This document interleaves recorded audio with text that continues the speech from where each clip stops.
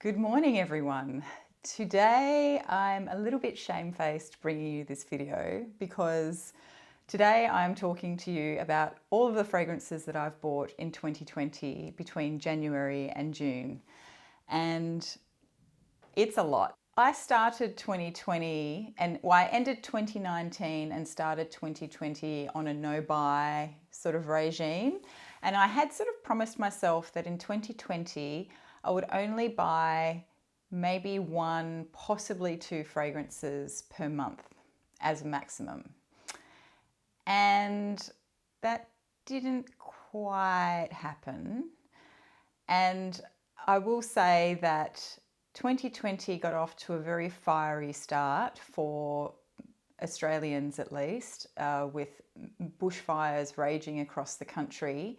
And at that time, I really was thinking, do I really want to be spending money on perfume when people are losing their homes and their lives all over the country around me? So that kind of put a somber start to 2020 for me, or for all of us. And then sort of early in the new year, our local Perfumery, Libertine, ran a bit of a fundraiser, I guess, for the bushfire relief. And part of that was any fragrances bought, I think in a certain time period or on a certain day, the proceeds to those would be donated to bushfire relief. And of course, I used that as the perfect excuse to break my buying ban and get on board. So the first fragrance that I bought was Tapis Volant by Liquid Imaginaire. This is a really beautiful iris fragrance, and it has a carrot note in it. It feels very fresh and clean, almost sweet, sort of slightly powdery, and it's a very elegant fragrance. I really, really love this, and if I was going to the office, I'd be wearing this a lot more than I have been. Not that I wouldn't wear it anywhere else, but it'd be a perfect work scent for me, just because it's not too intrusive. You can still smell it though. I smell this all day long on my skin. It lasts pretty well for me, probably about 5 hours, I guess. But it's a really gorgeous fragrance, and probably the only bottle here that I bought at full price. So that's, but for a good cause. So the next one, I'll also point out that I'm not presenting these in order. Apart from Tapis Volant, which I know was the first bottle I bought throughout the year, I had a plan of I was going to go through them all and tell you which ones I bought, in order of purchase. But I've decided not to do that now because it was taking too long to go back through my emails and work out which ones I bought when. I will say though that there was sort of two groupings of two periods, sort of one towards the beginning of the year and one towards the middle of the year, where I bought quite a lot of fragrances in short succession, and then there was sort of a dead zone, usually particularly around lockdown time, where I didn't really buy anything. I'm also not including decants that I purchased in this video because that would just take way too long, but I did buy a few decants. And I will say that I am quite proud of the fact that although I've made quite a few purchases this year, I have really been sticking to my goal of not blind buying anymore. And I will also say that that has saved me from some very pricey mistakes. And I was actually speaking to my friend Jackie recently. Hi Jackie, if you're watching. And she was saying that for her, as long as she knows what the notes are, she's pretty safe with blind buying. That is not the case for me. I have come across many fragrances with notes that I've figured on the basis of the note combination that I would really love them, and there have been some ones that I just really, really dislike, and maybe I'll talk about that in another video. But for me, I know that even though a fragrance may contain all of my favourite notes or several of my favourite notes, it doesn't necessarily mean I'm going to love it. So I really have learned the lesson the hard way that blind buying just isn't a good idea for me. with that all being said, I will get on to taking you through the rest of the fragrances that I bought in the first half of 2020. So the next one is Sandalwood Temple by Jardin. Jardin. I know that I bought this early in the year because I bought the discovery set for this house in January, and I think it was only a few weeks or a couple of weeks before I bought the full bottle of this. So this is a really beautiful, beautiful sandalwood fragrance. I think I've spoken about this a few times in other videos. I'll try and link them here. But basically it's a really soft sandalwood fragrance. It's got just a slight hint of smokiness to it for me. But it is beautifully soft and slightly sweet, but not too sweet. It's just absolutely stunning. This is very calming and very airy, and but it's not airy in the sense that it doesn't have a presence, because it definitely does, and it lasts on my skin beautifully throughout the day. So I often wear this on days where I'm feeling anxious, or I'll wear it on days where I just want to feel calm and quiet. It's a quiet fragrance, not in that you can't smell it, but it's actually quiet in that it feels like the type of fragrance that you would wear when you're being quiet, you know, when you're having some alone time and some contemplative, reflective time. So that is, I cannot talk highly enough of this fragrance. I just love it so much, and I wish it's probably one of the few bottles in my collection that I wish was bigger, because I think I've been trying to use it sparingly, but it is a really, really stunning fragrance. The next one is one that I did sample quite extensively before I bought it. It's an interesting one because when I first smelled it, I didn't really like it. It is Tardes by Carner, Barcelona. And the reason why I didn't particularly like it was because for me, it opens with almost a plasticky smell. But it is really, really beautiful. And the more I wore it, the more I just fell in love with it. Then it sort of develops into this beautiful, creamy, sort of powdery fragrance. It's also quite tonka heavy for me. And there's rose in here as well. It's a little bit powdery. There's some heliotrope in here.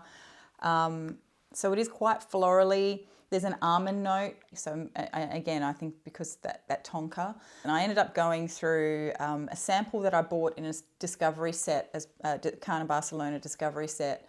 And then my friend Emma gave me, I think, a 5ml decant of it. And I used that up as well. And I thought, well, I've definitely given it a good wear. I'm going to buy it. So I did. And I'm very happy that I did. So the next one is Derviche by Rouge Perfumery. Now, I had bought the Champs Lumières from Rouge last year. And that's a beautiful white floral, particularly tuberose fragrance. It's really, really stunning. But I had a sample of this, and I think I sprayed it on when I first got Champs Lumières, and I just went, no, that's not really me. I thought it's okay, but it's not really me. And then Pep from the Sentinel was talking about this a lot. And so one day I dug out my sample and decided to wear it again. And again, I think I sampled it originally in the warmer months, and I then tried it again in the cooler months, and I just went, wow, this is a really amazing scent. And I'm obviously not going to review it here, but there's a lot going on in here. It's a tobacco scent, I think, fairly primarily. There is a leather note in here, but it's very, very subtle in terms of the leather. There's civet, so it's sort of a little bit animalic as well. And it's very floral. So there's jasmine in here as well. It's very fluffy. It's a very fluffy fragrance. So it's almost like a fluffy amber. But it's absolutely stunning. There's saffron as well. which just sort of helps to keep it light. But oh, this is, I don't know what I was thinking when I first tried that first sample, but I went through that sample and then I decided I'll buy it, because you can buy the smaller bottles from Rouge, and I'm so glad that I bought this. This is really, really beautiful. So the next one was also a January purchase. I had bought a couple of other fragrances from this line and I really enjoyed them. And my friend Daniel had posted on his Instagram about this particular one, which I didn't own at the time. And I kind of wasn't interested last year in getting this one because of the main note. And that is Elie Saab's Essence No. 1 Rose. Now, you all know, I've made no secret of the fact that it took me a long time to really appreciate Rose. So I was really on the fence about whether or not I wanted to get this one. But a lot of these started to be discontinued. And so Daniel posted on his Instagram, I think, in January sometime, or maybe it was late 2019. It got me thinking about this. And then I found a bottle of this on a website in New Zealand. And then I decided to jump on it. And it was the only bottle that they had, because literally I bought mine and then the website was saying they were sold out. So I'm really glad that I picked this up. It's a beautiful rose scent, a little bit jammy. It's quite dense. It just smells so good. Claire from Smurfy Girly has reviewed this quite extensively, because she also picked up a bottle of this year. She's worn hers a lot more than I've worn mine.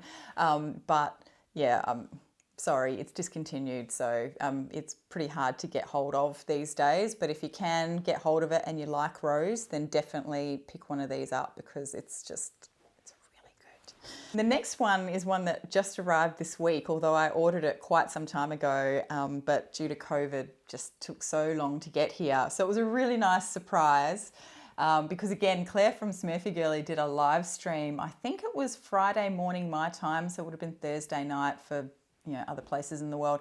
And she was saying, she was doing an unboxing, and I sort of had commented in her live stream that I wasn't going to be doing any more unboxings because I've kind of stopped buying things now. And then literally this arrived in the mail, which is Rosé All Day by Gallagher Fragrances. This has had a lot of airtime, probably more so last year than this year. I was just really happy because I was able to actually unbox something, even though I had sort of told myself that I'm done with unboxings for a little while. I didn't film it, but just being able to get something in the mail, especially since I'd completely forgotten that I'd actually ordered this. That's when you know you're ordering too many things, when you forget what's coming to you. So anyway, this is a really, really gorgeous fragrance. It's, as I said, it's been reviewed quite a lot. It's quite a dark fruit fragrance. So it's got the notes written on the bottle. It's apple, plum, rose, brown sugar, tonka bean, and it's got a stainless steel note, which is really, really interesting. That sort of goes away for me after maybe the first 20 minutes. It's less prominent. And it's one thing that I think a lot of people, if they don't like this fragrance, it's because of that. But I kind of like it. It's very different, very interesting. It's a beast of a fragrance. This thing lasts all day and projects pretty much all day as well. And I think I've smelled it on my clothes, a couple of days after wearing this. So I did have a discovery set from Gallagher Fragrances, I think, which I might have bought. I don't know if I bought it this year or late last year. And Rosé All Day was one that I had wanted to try out of that line because so many people were talking about it and I was really intrigued.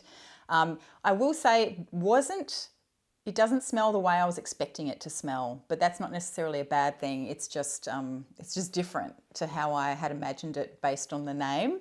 But I really like this one and I'm looking forward to getting some more time to wear it.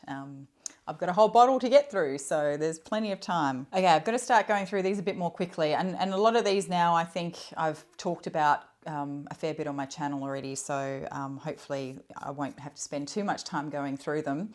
So the next one I know I bought earlier in the year because I accidentally bought 2 bottles of it. And so I ended up selling another bottle to my friend Rosie. But the next one is Daytoya Noir by Serge. I bought this in January, which was a great purchase for January because it's just a beautiful coconutty white floral scent, and it just works beautifully in the warmer weather. So really love that one. I think a lot of people have talked about this. It's gorgeous. The next one is one that I bought after doing a masterclass on this particular house. It's L'artisan Parfumeur, and it's called La Chasse aux Papillons. Now, this one, totally different to the type of thing I normally go for, for a start. I tried this, so the masterclass you get sent out, it was online because of COVID, so we'd be sent out these packs of samples and then they'd go through them all. And this is not one that I would have thought that I would buy, but I wore the sample and I emptied the entire sample and just couldn't stop thinking about it. It's a beautiful, soft floral fragrance, primarily white floral, primarily tuberose, but it's not like any other tuberose fragrance that I've smelled. It is so soft and not in your face at all, and it's kind of clean smelling. It is a beautiful soft floral fragrance, and yeah, I'm just loving it. I actually then also bought the body lotion to go with this because, this performs very well. It lasts all day on me, but with the body lotion layered underneath it, it is just incredible. And it is so feminine, and I just feel so beautiful when I wear this fragrance. I can't explain it. This is not the type of thing that I would normally buy. These soft florals, usually not my bag at all, but this is just absolutely stunning. After the masterclass, I also sourced myself a smaller bottle of Noir Excuse. And this is a coffee and maple syrup fragrance. So it's meant to be an oriental fragrance. And it's just absolutely stunning. The coffee note's quite prominent for me, and I just love the sweetness of that maple syrup. I think when I first tried this in the class, I thought, too much for me, because it is quite strong. But wow, I couldn't, again, I used up the sample over the next few days and I couldn't stop thinking about it. I didn't think I wanted a big bottle of it because it is quite powerful, this one. So I decided to buy a smaller bottle, and I'm really glad that I did. So the next 3 fragrances are all from the same house, and I'll just go through them quickly. The first one of the 3 is Ormond Woman by Ormond Jane. I've spoken about this extensively. I adore this fragrance. Don't think I would ever want to be without this one. It is just absolutely stunning. It's very dark green, woody, resinous type of fragrance. Beautiful. I also picked up a bottle of Tolu from the same house, obviously. All of these I had sampled and worn quite extensively because I had the travel labs. I think I've got all of the travel labs for Ormond Jane. So between all of those, I think I've got most of the base line of the fragrances. And in those travel labs, you get 5 fragrances. Is it 5? Or is it more than that? It might be more. And they've all 8 ml decants. So there's quite a lot of them. And I had pretty much worn through these 3. So I knew that I gravitate towards them. I wear them quite a lot. And I didn't want to be without them. So so that was Tolu by Ormond Jane. And then the other one, which is the big bottle, because it was on sale. All of these were on sale except for Ormond Woman. I think I bought that at full price. And I was just willing to do that because I had used up the entire decant and I didn't want to be without it. So But the next one I bought was, the last one that I bought was a Vanille d'Iris. This is a massive bottle. It's 120 mils. I would have bought the smaller bottle, except this one was on sale for less than the price of the 50 mils. So I decided I may as well just get it. It is a really gorgeous iris fragrance. It's kind of muted, and it's, how do I want to describe it? It's very creamy. It's a very creamy iris fragrance, and it's kind of a bit spicy, but it's low projecting. I don't think this projects massively, but I just really love it. I love to wear this to work as well. And I'm kind of okay with having the big bottle because it means I can re-spritz it as much as I like.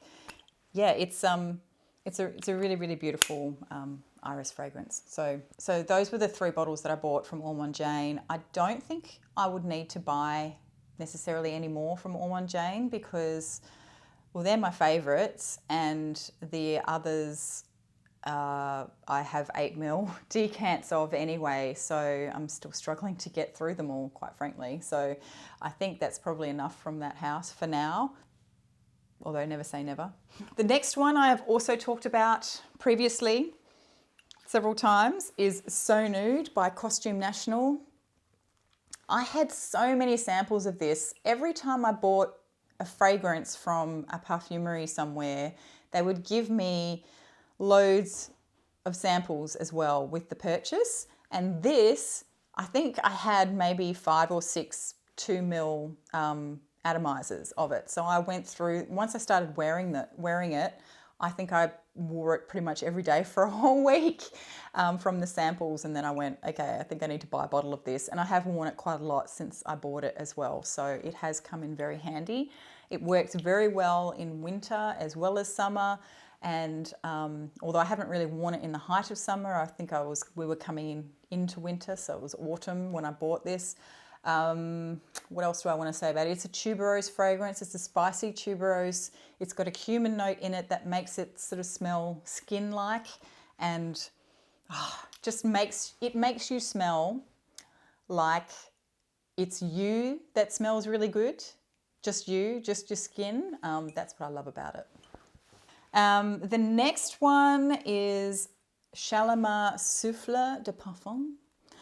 Many, many people have talked about this fragrance, so I won't say too much about it, other than the fact that it took me a while to get into the Shalimar Souffle line. I love the original Shalimar, always have, and I've worn that for years, but this one, it took a while for me to really get into it. And then when I did, suddenly I couldn't get enough of it, but I panicked because I had heard somewhere, probably on one of the perfume forums, I think somebody had said that they thought this was being discontinued. I don't think that's the case, so I might have been wrong in that previous video that where I talked about this. But in any case, it's a really beautiful vanilla-y fragrance. It does have that beautiful guerlain vanilla, but there is something about this which almost feels sort of marzipan-y to me, which I think is why I struggled with it at first, but now suddenly I'm really, really loving it. So that is a really beautiful fragrance. The next one was a bit of a shock to me, and I think I've spoken about this a little bit on my channel to date. It is the Chanel No. 5 Parfum. It's the the pure parfum. I bought the travel spray, the purse travel spray, because when I bought it, I travel a lot. I was traveling a lot for work, so I figured this would be better than buying the little dabber bottle. And I'm not a huge fan of dabber bottles anyway, although I do love the look of the dabber bottles. But this is, a Chanel No. 5 Parfum. It's beautiful. I don't like the EDP. Everyone keeps asking me now because I keep saying it all the time. Do you like the EDP yet? No, I do not like the EDP yet, but maybe it'll grow on me over time. I continue to try it on a regular basis whenever I'm in a store that I can try it. But for me, the Parfum and the EDT are still my favourites out of the Chanel No. 5 lineup. Oh, and Eau Premiere. Oh, that is so good. I mean, that was kind of my gateway to this fragrance, really. I never, ever thought that I would like Chanel No. 5. But I hadn't fully appreciated the fact that the Parfum and the EDT were a different perfumer to the EDP. So Jacques Paul did the EDP, but Ernest Beau did the Parfum and the EDT. And I don't know, I guess I like Ernest Beau's interpretation better. Well, he was the original perfumer. He created the original. So, and the other Chanel that I bought prior to the end of June is number 22, which is actually quite similar to number 5, but it's a lot denser. The aldehydes aren't quite as sparkly as the Parfum, and it's almost got a bit of a powderiness to it, and it's sort of a bit more soapy as well. So I really love this one. Another one that I bought, which was a bit of a surprise for me, was Solar Blossom by Mizensir. This is a house by Alberto Maria, or Marilis. How do you say his name? I'm presuming it's Maria, but that sounds wrong. Maybe it is Marilis. This is a beautiful orange blossom scent. Oh, so good. The reason I say I was surprised, because I do love Alberto Marilla's fragrances, but I find this line, they are fairly light wearing, the fragrances, so you do need to top them up and respray them. There's a couple others in this line that I really enjoy, but I've never bought them just because I guess they don't last that long. But this one I bought because it took me back to my holiday in Spain last year, and whenever I spray this on, I feel like I'm back there, particularly in Sevilla, because I think in Sevilla that's what it smells like. It smells like Sevilla. And we were there at Easter time too, so it was, still a little bit warm, and anyway, it was beautiful fragrance, Solar Blossom by Mizensir. The next one was a blind buy, and I debated with myself so much before buying this, but I bought this secondhand at quite heavily discounted from full retail.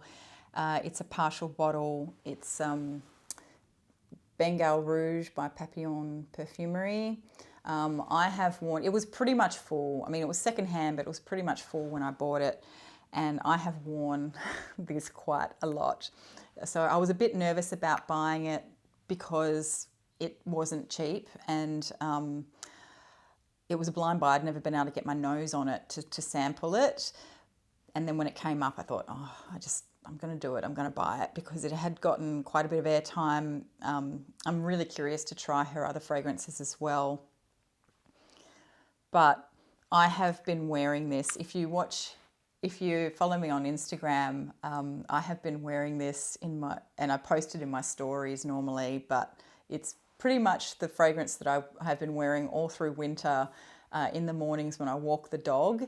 It is a beautiful amber scent, but it has an animalic note to it, and it's absolutely, it's gorgeous. It's so enveloping. It's very strong, and it just, you feel like you are being swaddled in a blanket, a really fluffy, warm, cozy blanket when you wear this fragrance. So it was risky, and I was very nervous about whether or not I was going to like it, and I'm so glad that I did. Anyway, so that's it from me. This has been a very long video, so I think I will cut this into 2 parts. Anyway, I hope you enjoyed that. I'm really curious to know what you bought, or what have you bought this year, if anything. I apologise if anyone's offended by the excessiveness of this, given what we've all been going through this year.